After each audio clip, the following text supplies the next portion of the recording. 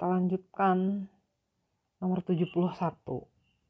Pernyataan yang tepat untuk senyawa kompleks CrH2O4 kali Cl2NO3. Kita uraikan dulu, ini berarti jadi ion kompleks. Ion kompleksnya di sini adalah kation. Kenapa? Karena kalau kita urai bisa jadi seperti ini ya. Nah, ion kompleks di sini muatannya adalah plus 1. Anionnya ion nitrat muatannya -1. Bilangan koordinasi itu adalah jumlah ligan. Ligannya di sini ada ligan aquo dan ligan kloro. Ligannya berarti ada 6. Jadi yang disebut bilangan koordinasi itu adalah 6. Nama senyawa ini adalah, nah kita lihat di sini kan ada 4 ligan aquo dan 2 ligan kloro. Jadi nama ion kompleks ini adalah tetra aquo dikloro. Nah, atom pusatnya krom. Kromnya di sini muatannya berapa kita hitung? Aquo itu tidak bermuatan, kloro muatannya -1. Karena ada 2 jadi total muatan negatifnya -2. Supaya total muatan ion kompleksnya +1 berarti muatan kromiumnya +3. Gitu jadi namanya. Tetra aquo diklorokrom 3 nitrat. Tuh. Muatan ion pusatnya maksudnya muatannya krom itu harusnya +3 ya. Jadi jawaban yang benar nomor 1 dan 2. Nomor 72 kita ditanya tipe hibridisasi ion kompleks tetrasianonikelat 2. Atom pusatnya berarti ion nikel, ion pusatnya ion nikel, muatannya 2+. Kita tuliskan dulu konfigurasi elektron nikel. Nikel nomor atomnya 28, jadi begini. Kalau nikel membentuk ion 2+, jadi elektron di subkulit 4s-nya nggak ada. Kalau kita gambar jadi subkulit 4s-nya kosong, subkulit 3D-nya isi 8 elektron. Nah, di sini akan diikat ligan siano. Ligan siano ini kita cek dulu nih, ini ligan lemah atau ligan kuat, karena beda. Kalau ligan kuat dia bisa mendesak elektron berpasangan, kalau ligan lemah nggak bisa. Nah, kita cek dulu, ini ligan yang kuat atau enggak. Kalau diurutkan berdasarkan kekuatan ligannya, nah, ligan Cn- ini termasuk ligan yang kuat ya. Kalau yang lemah itu biasanya ligan-ligan golongan 7A, jadi fluoro, bromo gitu. Nah, kalau Cn- atau ligan cyano ini adalah ligan kuat. Jadi cyano bisa mendesak elektron yang belum berpasangan dari subkulit 3D ini jadi seperti ini. Nah, cyano ini adalah ligan monodentat. Jadi setiap satu cyano itu akan membawa sepasang elektron. Di sini cyanonya akan ada 4. Nah, sepasang elektronnya akan dikoordinasikan di situ. 1 pasang, 2 pasang, masih kurang ya. Berarti kita akan menggunakan orbital 4p-nya. Ini subkulit 4s, 3D, sama 4p akan kepake ya. Nah, ada 2 pasang lagi elektron dari ligan cyano. Jadi total orbital yang dipakai adalah di sini orbital S, P sama D ya.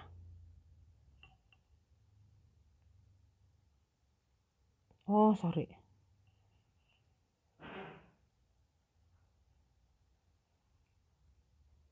Tetrasiano, oh iya ya.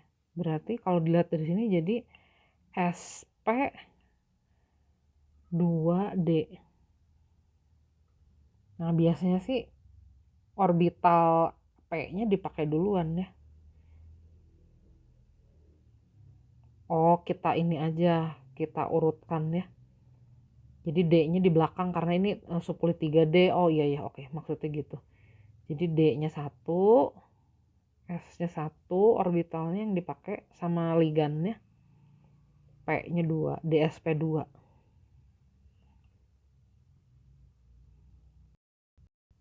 Berikutnya kita ditanya geometri ion tetrafluorokuprat. Nah, ini dilihat dulu berarti berapa ya muatan ion pusatnya. Di sini ligannya fluoro muatannya -1 karena ada 4 jadi -4. Berarti muatan tembaganya +2. Nah, tembaga konfigurasi awalnya begini. Ada penata ulangan jangan lupa. Kemudian sekarang kalau menjadi tembaga yang muatannya 2+, berarti 1 elektron dari subkulit 4s-nya nggak ada, 3D-nya juga tinggal 9. Kalau digambar subkulit 4s kosong, subkulit 3D-nya berisi 9 elektron. Sebenarnya ada subkulit 4p masih kosong. Kalau akan diikat 4 buah ligan fluor, satu ligan fluor itu nanti membawa sepasang elektron karena fluor adalah ligan monodentat.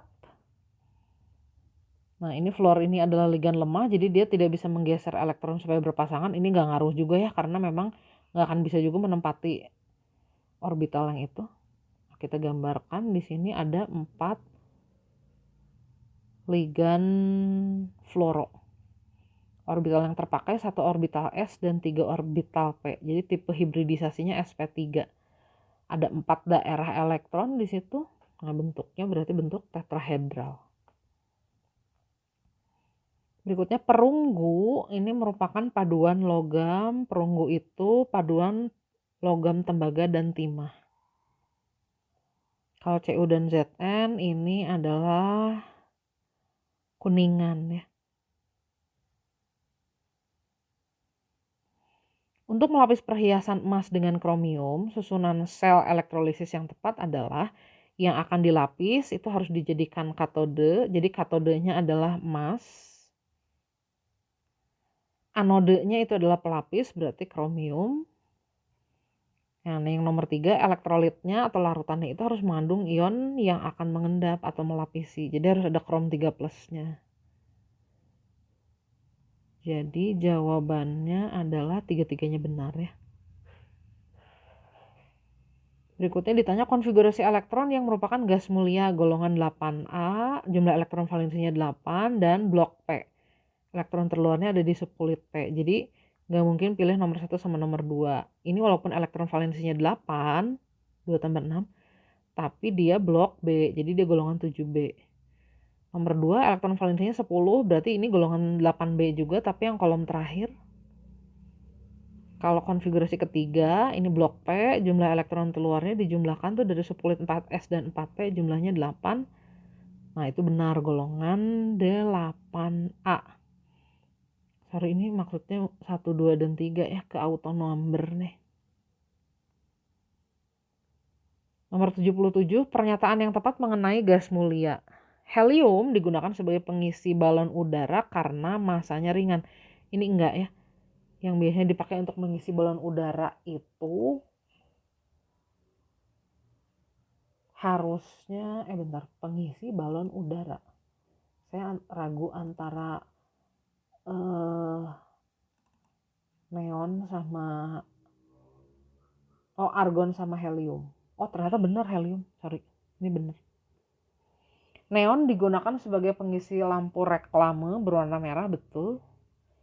Argon digunakan untuk pengisi lampu pijar, betul, karena dia tidak akan bereaksi dengan kawatnya.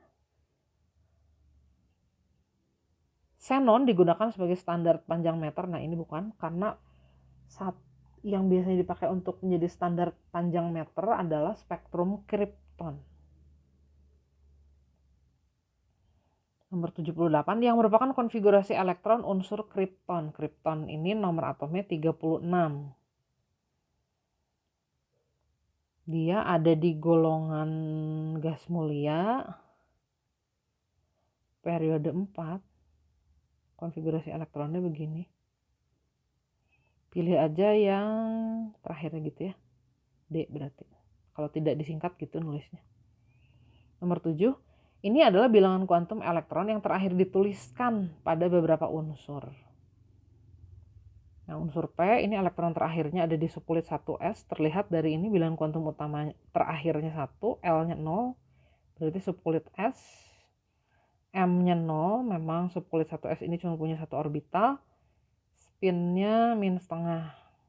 Nah, yang terakhirnya berarti yang arah panah ke bawah. Kalau begitu subkulit 2s-nya berisi 2. Nah, ini adalah konfigurasi untuk helium. Jadi betul. Unsur Ki, elektron luarnya terakhirnya itu ada di subkulit 2P, N-nya 2, L-nya 1, berarti subkulit 2P. Subkulit 2P punya 3 orbital, M-nya plus 1 berarti orbital paling kanan, spinnya min setengah, arah panahnya ke bawah. Berarti subkulit 2P-nya full, isinya 6. Nah, ini juga adalah konfigurasi neon. Unsur R, elektron terakhirnya itu ada di kulit ketiga, subkulit D. Ini udah pasti bukan golongan gas mulia ya, karena blok D nih. M-nya min 2, berarti orbital paling kiri, spinnya min setengah. Jadi subkulit 3D-nya isi 6 elektron.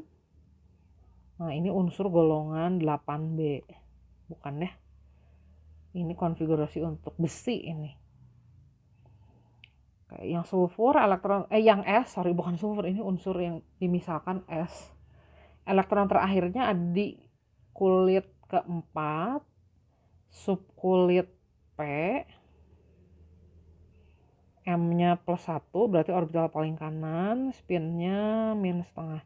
Jadi subkulit 4P-nya full isi 6 elektron. Nah, ini adalah konfigurasi kripton. Jadi hanya P, Q, dan S yang merupakan konfigurasi elektron gas mulia. P, Q, S. Ya, kalau kepaksa banget pilih Q dan S ya. Nomor 80. Dari antara ion-ion berikut ini yang tidak berisoelektron dengan unsur argon. Argon ini nomor atomnya 18, elektronnya ada 18 juga berarti. Kita hitung aja. Sulfur nomor atomnya 16, berarti elektronnya tadinya 16, tapi dapat tambahan 2 lagi, jadi 18 elektronnya. Kalium, elektronnya tadinya 19, tapi dilepas 1. Sekarang jadi tinggal 18 elektronnya. Kalsium elektronnya 20, dilepaskan 2, jadi 18. Besi, elektronnya tadinya 26, dikurangi 3, jadi tinggal 23 elektronnya. Jadi ion besi tidak berisoelektron dengan argon.